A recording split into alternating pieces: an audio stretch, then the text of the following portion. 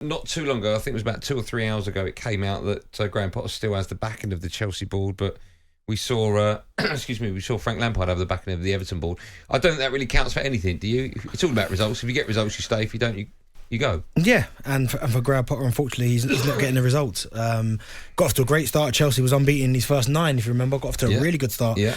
But since then, I mean, the last couple of games and getting beat by the team at the bottom of the table, that's the one where you go, is it almost his time's up?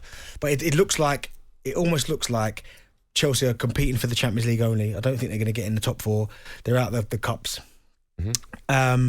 So it's almost like it's Champions League or nothing, and I don't think they're going to win that. So I almost feel like the Chelsea board maybe are just like, well, what's the point of sacking him now? Let him just keep going to the end of the season. But that's never been the case at any club, let alone Chelsea. No, I know it hasn't, but Chelsea, maybe this is different. Maybe this is something different that we're seeing now from the Chelsea board. But let me ask you, do you think Todd Bowley's got any part to play in this? The reason I say that, right, the amount of players that have turned up, over £600 million spent in 2 windows. Right? You look at the bench from the weekend, you had Mudryk, Sterling, Havertz, Gallagher, Chalobah, Fofana, all on the bench, right? Now, I think all these players, I think I'm right in saying actually all of them actually made an appearance at the weekend.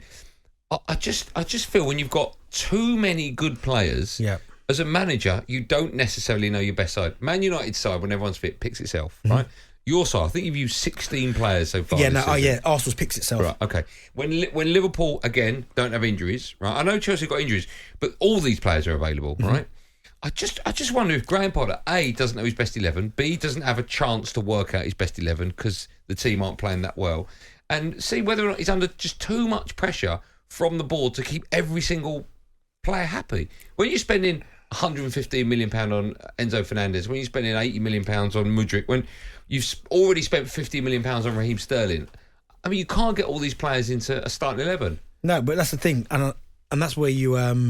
I think you're correct, because it's impossible. You've got to be a certain level of manager, like a Pep, who's had the experience at top level, to be able to have them amount of players and keep them all happy. But then Pep's also got he's got the cachet where he can go, well, if you're not happy about it, then off you go. Yeah, I'm right. I've got a track record that proves it. I can, like Cancelo.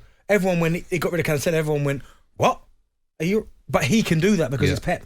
Graham Potter's new to that level. He can't be doing that, and it's difficult for him because, as you said there, you look at the squad that he's got and the players that he's used and who's on the bench.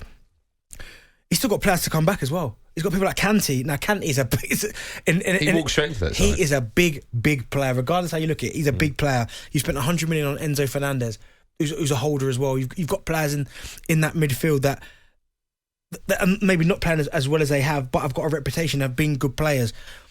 It's going to be incredibly difficult for him. He's got to get a result one way or another. And I think at the minute for Graham Potter, it's about results more than the performance. Now, I think he needs to get a win and get a bit of momentum, and then you can worry about what team he picks, because I think it's impossible in such a short space of time with the amount of bodies that they've brought in. How can you know your best 11? You've had a lot of injuries to deal with. As I said, one of your better players, Kanté. I know he's had a few injuries over the last couple of seasons, but if he's fully fit, Kanté speaks for himself. I don't think he's had the opportunity to work with the 11. I don't think he knows who his best starting 11 is. I think it's impossible.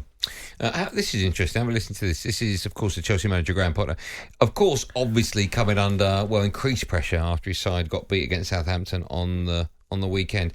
And he was asked in his post-match press conference this. 2 Chelsea fans were on their way to here. Negative feedback. One said you had to go. The other said you're the worst manager in this club's history. How would you respond to that kind of criticism, and what would you say to fans like that? Well, a 1-0 defeat at home, any criticism you get is understandable. You know, I think we've had a tough period, and I think we've had lots of challenges in terms of integrating young players into the Premier League. Whilst results don't go your way, then it can be tough. That's how it is, and I'm sure there'll be people out there that will think I'm the problem. Absolutely, and I understand. I don't think they're right, but I'm not arrogant enough to say that their opinion isn't worth articulating. What did you make about it? I don't know who the journalist was that asked him the question. Using, I think, Twitter. You're the worst manager in Chelsea history. In the last 30 years. It's embarrassing. Why ask him that question? It's so disrespectful, isn't it? So disrespectful. Like I get it, he's going for a bit of a bad run, but he's just got the job. He's not even been in the job a year yet. Give him time, let him... I felt that was really harsh, actually. Really harsh. And how do you expect him to answer that? What's he going to say? Yeah, I am. I think you're correct. Don't you think the press conference should be about the game that's either just happened or is about to happen? No, I think you can ask questions about maybe injuries and signings, and maybe even questions like, "Listen, Graeme, you've Chelsea brought in a lot of players. Are you still trying to figure out who your best 11?" That type of question. Yeah. But you don't need to be asking him. Listen, some random on Twitter said that you're the worst manager. What relevance is that? Yeah, if you're the journalist, have the balls to ask the question yourself. Don't quote Twitter. Do you think that journalist would have asked the same question to Jose Mourinho? No. Do you know what? He probably would have done. I don't think he would have done. Jose would have shot him down in flames. I don't think they care. I think you look at them now. I mean, look at Jurgen Klopp. They consistently complete poking him. Yeah. Trying to get a reaction. Arteta gets the same. Jose used to get it. Pep gets it. And that's why they get so rattled. Yeah. But to bring up a comment that someone's made on social media is ridiculous. You've been on England duty before, right? Yeah. And you were on England duty when the press... I used to hate that. Yeah. Because every player had... You had to take turns, and every squad, they'd pick a player, and listen, all the players would feel the same. Please don't pick me. Please don't pick me. Because you'd basically, one afternoon after training, go into a room, and there'd be every nationwide journalist there, and you're just sitting at a table, and they're just firing questions at you left, right, and centre. And I remember I got some disrespectful questions as well. I remember someone asking me before I was scoring, I can't remember, I was at Charlton scoring a fair few goals, and someone was like, do you think that's why maybe Chelsea or somebody hadn't come in for you because you last season you spent in the Championship at Ipswich? No, what relevance is that to me? Terrible. What relevance is that to me now? And what would you answer? I mean, there's only one way you can answer that, right?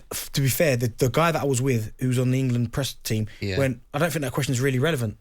And then he piped up again and went, well, that's what Jose said. It's hard to pick players in the Championship or something like that. Someone like Graeme Potter will have that press person next to him. Mm-hmm. They should, don't bother with that one. Yeah. They shouldn't they jump in? I mean, we can't see that because it's audio we're playing, but they're sat right next to the manager. And it's his job to filter out the questions as well. So you get some hard questions, but it's very, very difficult. Okay. Listen, we'll get your view. I'm guessing all Chelsea fans are going to phone up and say, get him out. In fact, if there's some that...